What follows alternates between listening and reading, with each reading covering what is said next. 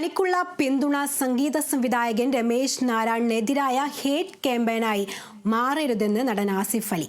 വെറുപ്പ് വേണ്ട, തനിക്ക് പരിഭവമോ വിഷമമോ ഇല്ല. ഫോണിൽ സംസാരിച്ചപ്പോൾ അദ്ദേഹത്തിന്റെ ശബ്ദമിടറി.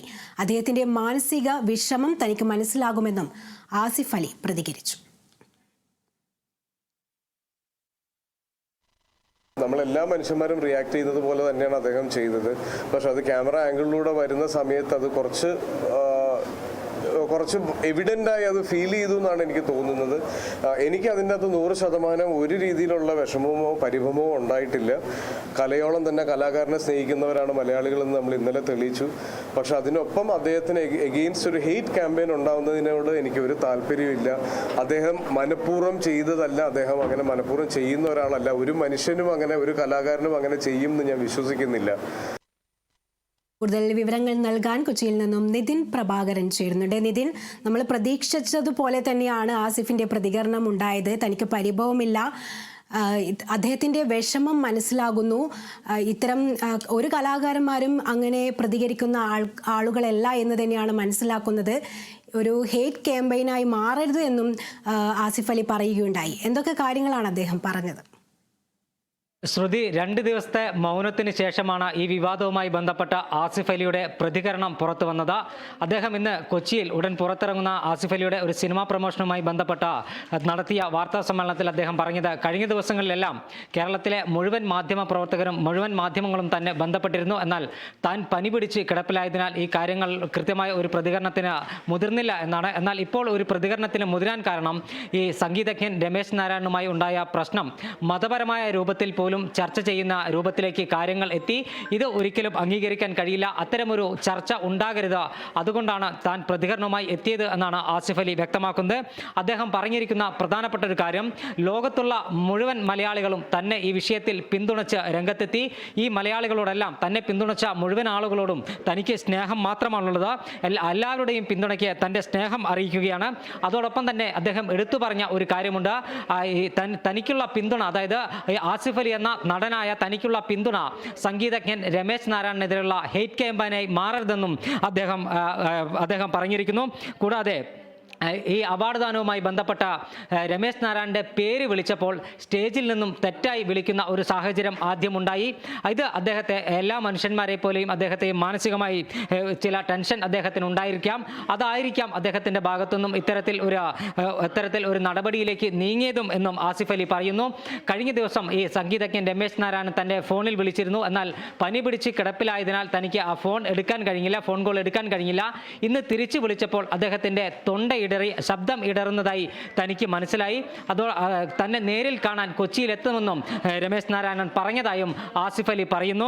കൂടാതെ ആസിഫ് അലി പറഞ്ഞിരിക്കുന്ന മറ്റൊരു കാര്യം, ഇനിയും ഒരു അവാർഡ് നൽകാൻ അവസരമുണ്ടായാൽ, അതായത് രമേശ് നാരായണന് അവാർഡ് നൽകാൻ അവസരമുണ്ടായാൽ താൻ സന്തോഷത്തോടെ ആ അവാർഡ് നൽകുമെന്നും തന്നെ മനഃപൂർവ്വം രമേശ് നാരായണൻ അപമാനിച്ചതായി തനിക്ക് തോന്നുന്നില്ലെന്നും ആസിഫ് അലി വ്യക്തമാക്കി. അദ്ദേഹം പറഞ്ഞിരിക്കുന്ന ഏറ്റവും പ്രധാനപ്പെട്ട കാര്യം ഇത് തന്നെയാണ്. മലയാളികൾ എന്ന നിലയിൽ ലോകത്തിൻ്റെ മുഴുവൻ ഭാഗത്തുനിന്നും തനിക്ക് ആളുകളുടെ പിന്തുണ ഉണ്ടായി. അതിൽ ജാതിയോ മതമോ രാഷ്ട്രീയമോ ഒന്നും തന്നെ ഉണ്ടായിരുന്നില്ല. തനിക്കുള്ള പിന്തുണ രമേശ് നാരായണനെതിരായ ഒരു ഹെയ്റ്റ് ക്യാമ്പയിനായി മാറരുതെന്നൊരു ആഹ്വാനമാണ് ആസിഫ് അലി എന്ന നടന്റെ ഭാഗത്തു നിന്നും ഉണ്ടായത്. സ്വാഭാവികമായും ആസിഫ് അലിയുടെ ഈ വാക്കുകൾ എടുത്ത് പരിശോധിക്കുമ്പോൾ തനിക്കെതിരെ, അല്ലെങ്കിൽ ആസിഫ് അലിയെ ഏതൊരു നടനെ സംബന്ധിച്ചിടത്തോളം വലിയ ആത്മവേദന ഉണ്ടാക്കുന്ന ഒരു സംഭവമാണ് അന്ന് ഈ ചടങ്ങിൽ ഉണ്ടായത്. എന്നാൽ ആ ചടങ്ങിലുണ്ടായ സംഭവ വികാസങ്ങളെ പോലും അദ്ദേഹം കാര്യമായി എടുത്തില്ല.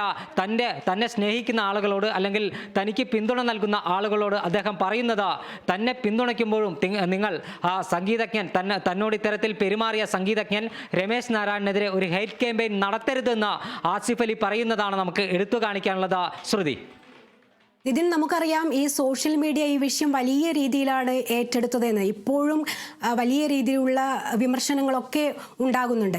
ഇതിനിടയിൽ ഫെഫ്കെ അടക്കം ഈ രമേശ് നാരായണനോട് വിശദീകരണം തേടിയൊരു സാഹചര്യമൊക്കെ ഉണ്ടായിരുന്നു. ഇന്ന് പരിപാടിയിൽ പങ്കെടുത്ത അമല പോൾ അടക്കം എല്ലാ നടന്മാരും നടിമാരും ഈ ആസിഫിനൊപ്പം നിൽക്കുന്ന രീതിയിലുള്ള പ്രതികരണങ്ങളൊക്കെ ഉണ്ടായിട്ടുണ്ട്. ഇതിനിടയിലാണ് അദ്ദേഹത്തിൻ്റെ പ്രതികരണവും വരികയുണ്ടായി. താൻ മനഃപൂർവ്വമല്ല, ആരെയും അപമാനിച്ചിട്ടില്ല എന്നുള്ള തരത്തിൽ തന്നെയാണ് രമേശ് നാരായണനും പ്രതികരിച്ചതല്ലേ?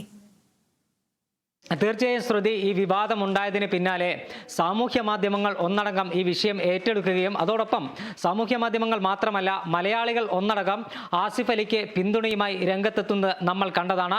താരസംഘടനയായ അമ്മ, ഫെഫ്ക ഉൾപ്പെടെയുള്ള സംഘടനകളും ആസിഫ് അലിക്ക് പിന്തുണയായി രംഗത്തെത്തി. സിനിമാ മേഖലയിലെ മുഴുവൻ ആളുകളും ആസിഫ് അലിയെ ഒന്നടങ്കം പിന്തുണയ്ക്കുന്ന നമുക്ക് കാണാൻ കഴിഞ്ഞു. സംഗീതജ്ഞന്മാർ, അതായത് ശരത് ഉൾപ്പെടെയുള്ള സംഗീത സംവിധായകർ ആസിഫ് അലിക്ക് പിന്തുണയുമായി ഫേസ്ബുക്കിൽ കുറിപ്പെഴുതിയത് നമ്മൾ കണ്ടതാണ്. ഇത്തരത്തിൽ മലയാളികളെമ്പാടും ആസിഫ് അലി പിന്തുണച്ച് രംഗത്തെത്തി. നേരത്തെ ശ്രുതി സൂചിപ്പിച്ചതുപോലെ തന്നെ ഇന്ന് ഒരു സ്വകാര്യ പരിപാടിയിൽ സെന്റ് ആൽബർട്ട്സ് കോളേജിൽ നടന്ന ഒരു സ്വകാര്യ പരിപാടിക്കിടെ ആസിഫ് അലിക്കൊപ്പം ഉണ്ടായിരുന്ന അദ്ദേഹത്തിന്റെ പുതിയ സിനിമയിലെ നായിക അമല പോളും ആസിഫ് അലിയെ പിന്തുണച്ച് രംഗത്തെത്തിയിരുന്നു. കൂടാതെ ഈ ക്യാമ്പസിലെ വിദ്യാർത്ഥികൾ ആസിഫ് അലിക്ക് അനുകൂലമായി അല്ലെങ്കിൽ ആസിഫ് അലിയെ പിന്തുണയ്ക്കുന്ന പ്ലക്കാർഡുകൾ കയ്യിൽ ഉയർത്തിയതും ഏറെ ശ്രദ്ധേയമായിരുന്നു. ഇത്തരത്തിൽ എല്ലാവരും സിനിമാ മേഖലയിലും സിനിമാ സാംസ്കാരിക രാഷ്ട്രീയ മേഖലകളിലെ ആളുകൾ ഒന്നടങ്കം ആസിഫ് അലിക്ക് പിന്തുണയുമായി രംഗത്തെത്തിയപ്പോഴാണ് അദ്ദേഹം ഒരു പരസ്യ പ്രതികരണത്തിന് മുതിർന്നത്. അദ്ദേഹം പരസ്യ പ്രതികരണത്തിന് മുതിരുമ്പോഴും അദ്ദേഹം എടുത്തു പറഞ്ഞ ഒന്ന് രണ്ട് കാര്യങ്ങളുണ്ട്. അതായത് താനും, അതായത് ഈ വേദിയിൽ തന്നെ അപമാനിച്ചു എന്ന തരത്തിലുള്ള ഒരു ചർച്ച നടക്കുമ്പോൾ അത് മതപരമായ രൂപത്തിൽ ആ ചർച്ച വഴിമാറി പോകുന്നത് തനിക്ക് കാണാൻ കഴിഞ്ഞു. അത് ഒരിക്കലും അംഗീകരിക്കാൻ കഴിയില്ല, അതൊരിക്കലും പാടില്ലാത്തതാണ്.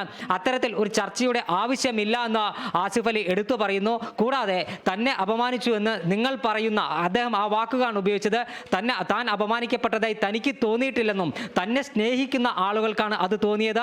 ആ ആളുകളുടെ സ്നേഹത്തിന് മുന്നിൽ അവരോടെപ്പോഴും തൻ്റെ സ്നേഹവും കടപ്പാടും ഉണ്ടാകുമെന്ന് ആസിഫ് അലി പറയുന്നു. ആ വ്യക്തിക്കെതിരെ തന്നെ പിന്തുണച്ച് ആളുകൾ രംഗത്തെത്തുമ്പോൾ ആ വ്യക്തിക്കെതിരായ, അതായത് സംഗീതജ്ഞൻ രമേശ് നാരായണനെതിരായ ഒരു ഹെയ്റ്റ് ക്യാമ്പയിനായി തന്നോടുള്ള പിന്തുണ മാറരുതെന്ന ഒരു അഭ്യർത്ഥനയാണ് അത് ആസിഫ് അലി മലയാളികളോട് നടത്തിയിരിക്കുന്നത്. ശ്രുതി, എന്തായാലും നിതിൻ പറഞ്ഞതുപോലെ തന്നെ അത് ആസിഫിന്റെ വലിയൊരു മനസ്സിന്റെ ഭാഗം തന്നെയായിരിക്കാം. എന്തായാലും വെറുപ്പ് വേണ്ട എന്ന് തന്നെയാണ് ആസിഫ് പ്രതികരിച്ചിരിക്കുന്നത്. തനിക്ക് പരിഭവമില്ല, അദ്ദേഹത്തിന്റെ വിഷമവും താൻ മനസ്സിലാക്കുന്നു എന്ന് തന്നെയാണ് ആസിഫ് അലി ഈ കാര്യത്തിൽ പ്രതികരിച്ചിരിക്കുന്നത്.